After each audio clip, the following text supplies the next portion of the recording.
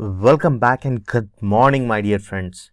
आई hope कि आप सब बहुत अच्छे होंगे और 15 दिसंबर के इम्पॉर्टेंट करंट अफेयर्स पे डिस्कशन करेंगे। और ये जो करंट अफेयर्स का कलेक्शन है माय डियर फ्रेंड्स, ये इतना इम्पॉर्टेंट है कि आपके किसी भी एग्ज़ाम में ये सारे के सारे क्वेश्चंस दिखेंगे, क्योंकि मैं जो फ्रेम कर रहा हूँ वो अपने पास्ट एक्सपीरियंस से आने वाले क्वेश्चंस को देखते हुए और जिस तरीके से क्वेश्चंस अब तक पूछा गया है उन सभी के अकॉर्डिंग ही मैं आप सबके लिए फ्रेम करता हूँ। अगर आप नए हैं केएस एजुकेशनल ऐप पे तो अभी आप इसे सब्सक्राइब कर लें और नोटिफिकेशन बेल दबा लीजिएगा ताकि आने वाले वीडियोस का आपको पता चल पाए। अब ये जो करंट अफेयर्स का कलेक्शन मैं आप तक प्रोवाइड कर रहा हूँ ये डेली बेसिस पे मैं प्रोवाइड करता हूँ ताकि आपका कंटिन्यूटी मेंटेन रहे, आप हर एक करंट अफेयर्स के क्वेश्चंस का जवाब दे पाए। 95% का करंट अफेयर्स मैं कवर करा दूंगा, रेस्ट आपको बस 5% के लिए सोचना पड़ेगा। और आई बेट कि अगर आप ये करते हैं तो आपका करंट अफेयर्स में स्कोर होने के कारण आपका जो वेटेज है एग्जाम का टोटल स्कोर जो होगा वो काफ़ी अच्छा हो जाएगा। आप केएस एजुकेशनल ऐप को फेसबुक पेज और इवन इंस्टाग्राम पे भी फॉलो कर सकते हैं, लिंक आपको डिस्क्रिप्शन में मिल जाएगा। पहला ही सवाल देखिए कितना अच्छा है कि विश्व स्वास्थ्य संगठन ने सभी WHO क्षेत्रों में कितने मलेरिया स्थानिक देशों से प्राप्त जानकारी के आधार पर विश्व मलेरिया रिपोर्ट 2022 का जारी किया है, और लगभग कितने देशों से यह मलेरिया रिपोर्ट लेकर 2022 में जो मलेरिया रिपोर्ट निकाला गया, कितने देशों से लेकर यह जानकारी यह रिपोर्ट निकाला गया है। कुल जो देश है 84 है।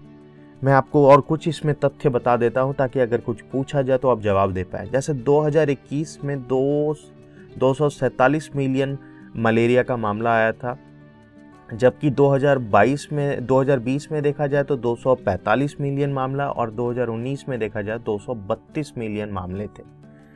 तो स्लाइट इंक्रीज तो हो ही रहा है, आपने ये देखा है ना।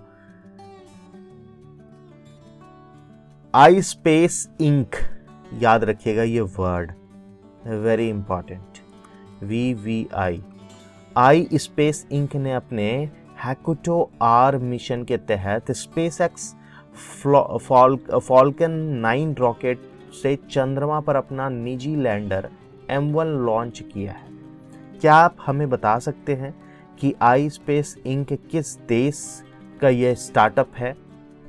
यह स्टार्टअप जापान का है। एक और तथ्य मैं इसमें बता रहा हूं कि अगर राशिद रोवर सफलतापूर्वक लैंड कर जाते हैं तो यह अरब दुनिया का पहला मून मिशन होगा।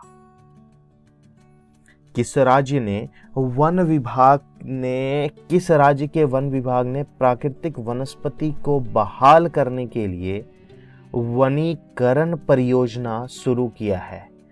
तो मतलब वनीकरण परियोजना किस राज्य के द्वारा शुरू किया गया है? यह राज्य आपका क्या है? केरल है। अब देखिए इसमें क्या है कि बांस के पौधे, फलदार पौधे आदि लगाना और वर्षा जल को रोकना का इसका संगठन का जो स्टॉक्स है उसका प्रमुख स्तंभ है वनीकरण। भारत में टीबी को समाप्त करने के लिए ACSM पर एक राष्ट्रीय कार्यशाला में क्षय रोग के खिलाफ अपनी पहल जन आंदोलन के लिए किस राज्य को सम्मानित किया गया है? और यह राज्य आपका क्या है? मेघालय है। प्रधानमंत्री ने 2025 तक इस बीमारी को, जो टीबी बीमारी है, इसको खत्म करने का राष्ट्रीय लक्ष्य रखा है। तो अगर ये पूछा जाए तो आपको बताना है कि जो राष्ट्रीय लक्ष्य है 2025 है। अब भारतीय नौसेना और इंडोनेशिया नौसेना के बीच भारत इंडोनेशिया समन्वित गश्त इंडो कॉर्पेट का कौन सा संस्करण 8 से 19 दिसंबर तक आयोजित किया जा रहा है?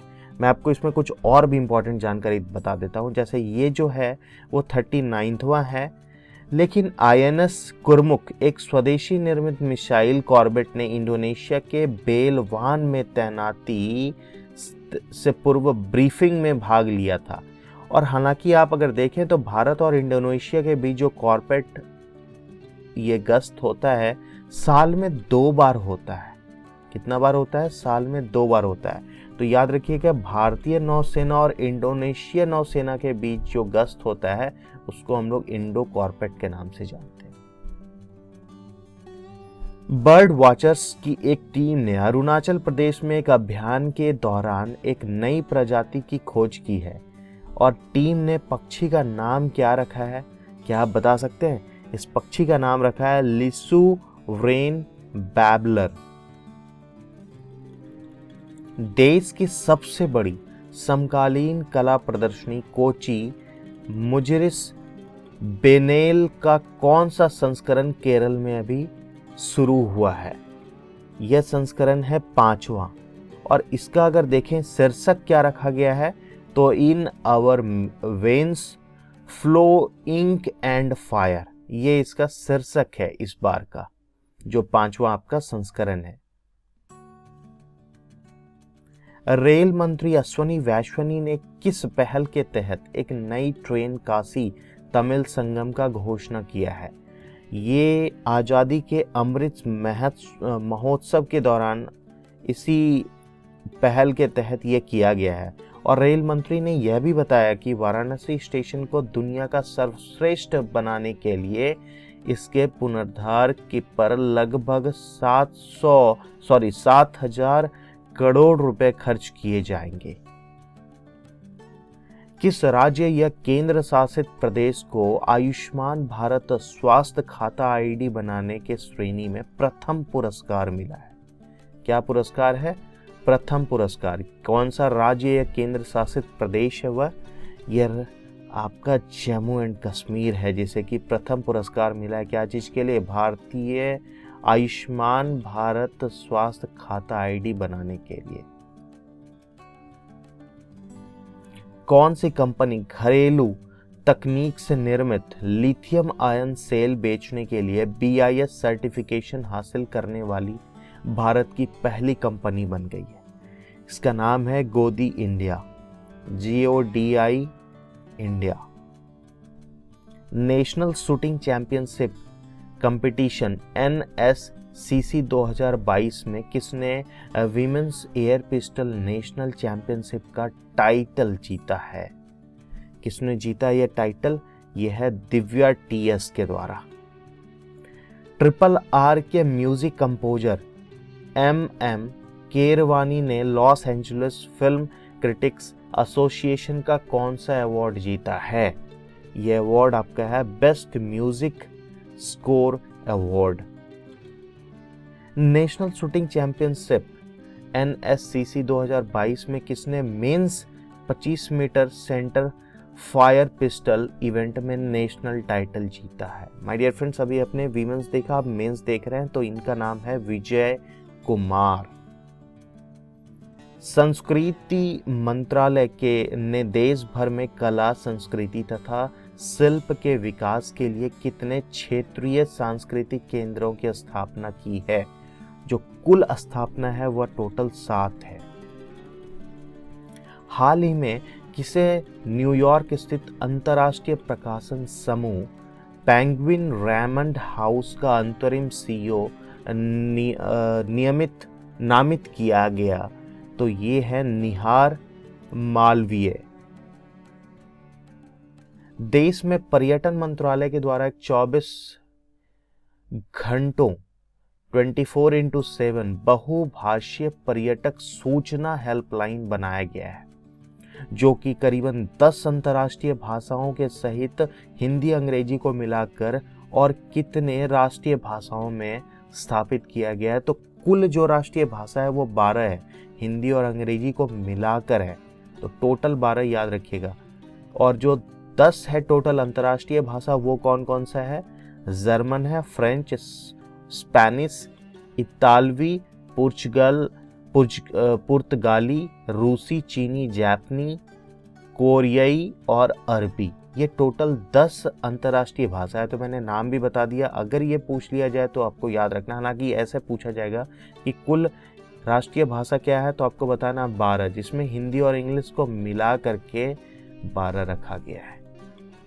और एक नज़र ये भी डालते हैं कि जो भी अब तक इम्पॉर्टेंट डेज हम लोगों ने देखा है, जैसे राष्ट्रीय ऊर्जा संरक्षण दिवस आपका 14 दिसंबर,